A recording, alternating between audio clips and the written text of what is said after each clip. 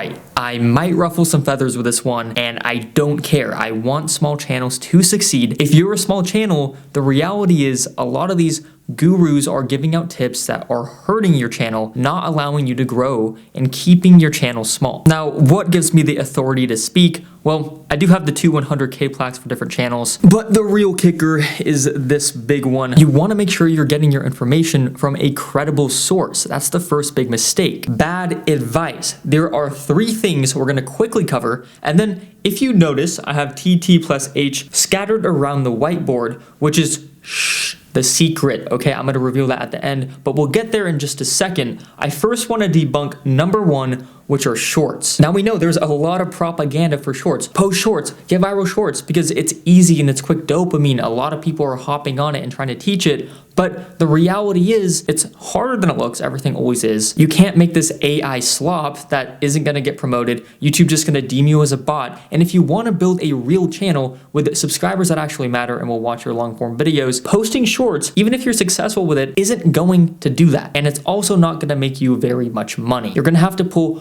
tens or hundreds of millions of views if you want to do YouTube full time, if you're going to be doing shorts. So if your game plan to grow is just shorts, it's probably not the right choice, especially if you want to make money. Time for the second one. Number 2, this is retention. Now there's 2 things to this, you need to know it. The first misconception is that you need to have good retention to get a viral video, but that's not the case. So many viral videos I see have horrible retention. Now here's why. In order for a video to get views, the idea has to be good. So we all know, have a good video idea, but you can get away with having bad retention if your video idea is good. Okay, so let's just say you have a horrible video idea, but you have amazing retention, right? The best retention in the world doesn't matter. It's not gonna get any views because the idea comes first. How remarkable is your video? Secondly, let's say you just have an average good video idea and your retention is just average. Well, the average retention isn't gonna help or hurt you, but you'll still get some views because your video idea is good. What really matters is having those retention spikes in your video. Even if your average watch time is still on the lower side, as long as you have a couple spikes during the video at important points,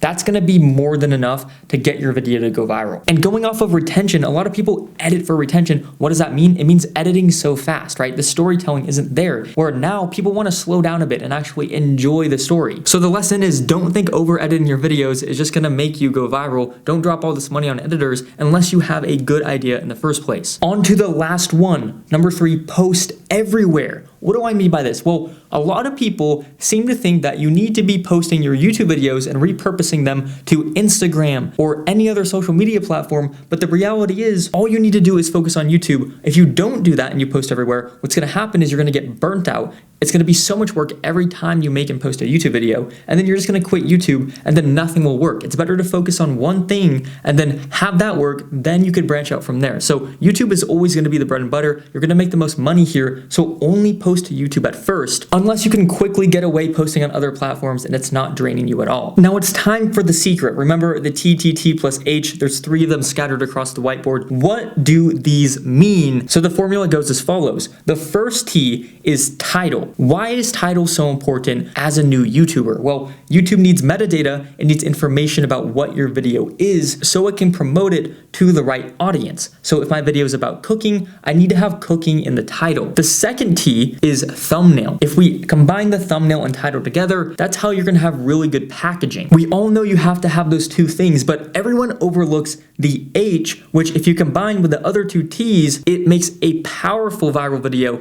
and that is the hook. Did you know that first impressions are the most important thing? So let's say you have an epic video for the first 10 seconds, but the rest of the 10 minutes, let's just say, are very average. Everyone's gonna assume the rest of the 10-minute video is as good as the first 10 seconds. So you should be editing the most heavy at the very beginning. You should have the best script, visuals all up front to make people think that the rest of the video is going to be that way. They're going to stay, and once you've hooked them, they're highly likely to stay for the remainder of the video. That's the most important thing I see so many small YouTubers failing at. Now I'm going to switch to my normal setup and tell you why what worked before no longer works in 2025. You've probably seen these really small channels have videos pop up on your homepage lately. I've been seeing videos from channels with less than 100 subscribers showing up in my home feed next to videos with millions of views coming from big channels. For the first time ever, YouTube is making it possible to post a video organically on a brand new channel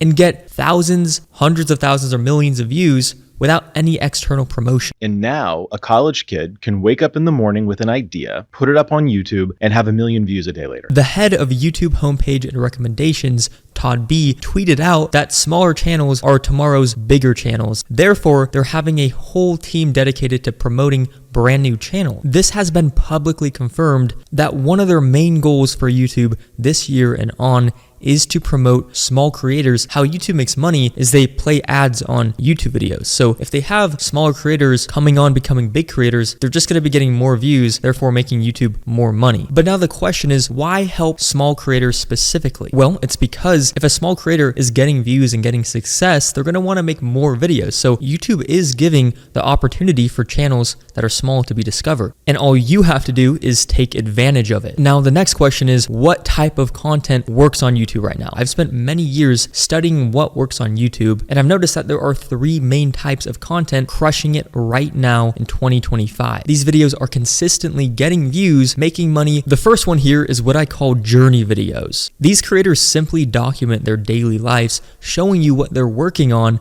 without any editing or fancy effects. This format has been blowing up lately, and it hasn't gone anywhere. It's continuing to perform. A great example of this is Sam Sulik. In the gym, he just records his workouts, and he doesn't spend time on fancy lighting. He doesn't have a super professional camera, and half of the time you can't even hear him over the background music in the gym. And that's exactly why it works. You can tell that it's real, and that's what people want. So many creators are doing this now. I'm sure you've seen. They just pick up the camera, go for a walk, or put the camera in their car when they're driving and talk about something with no cuts. And it works because people want something genuine. A good YouTube video has a very specific structure. Even if you think it's normal and not thought through, a lot of times it is. So the best way to do this is have that effect where you don't have any cuts and it acts like it's just off the cuff, but you should have a very specific structure. That way you're not just rapid fire spraying, hoping one of your videos will hit. You know each one of your videos is algorithm beater, which is a video that makes no compromises for the YouTube algorithm. Therefore, any of your videos can pop off because they all follow a structure that can work. And of course, you still need to know how to package them well, coming up with a good title and thumbnail. I talk about this in detail in the YouTube Bible. You can get it, link in the description. The key here for these videos is people want to see the mess. They show the struggle and the realness that you're going to have to go through as well, which perfectly leads me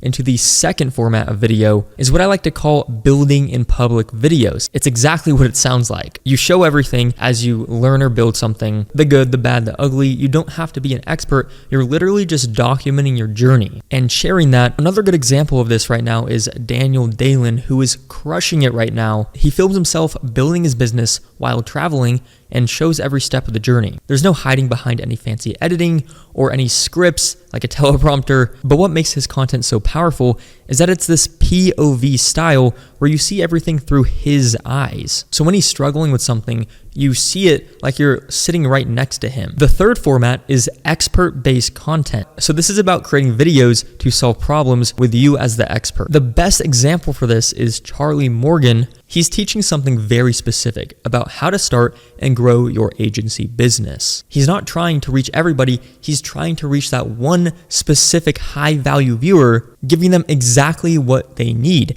And that's what's fascinating about Charlie's videos. They're as simple as it gets. There's no cuts. There's just a whiteboard and him teaching something that's working, giving out solutions to real problems. And guess how much money he's making? Not $1 million a year, $1 million a month. Basically, every single video he makes is actually promoting his service, where you go in the description, book a call, and see if working with him is the right thing. The only people who are going to do that and spend that much are that really specific viewer, and that's why he targets them. Take this other creator, Cardinal Mason, whose only purpose is to teach others how to become a professional copywriter. Then he sells them on his product that teaches you how to do that. But here's the real important part that most people miss. You don't need to have a PhD or be an expert. You just need to know a bit more than the people you're trying to help. The opportunity YouTube is giving everyone right now is your time. I can help you capitalize on this opportunity, teaching you everything I know from over 10 years of experience. Get the YouTube Bible in the link in the description.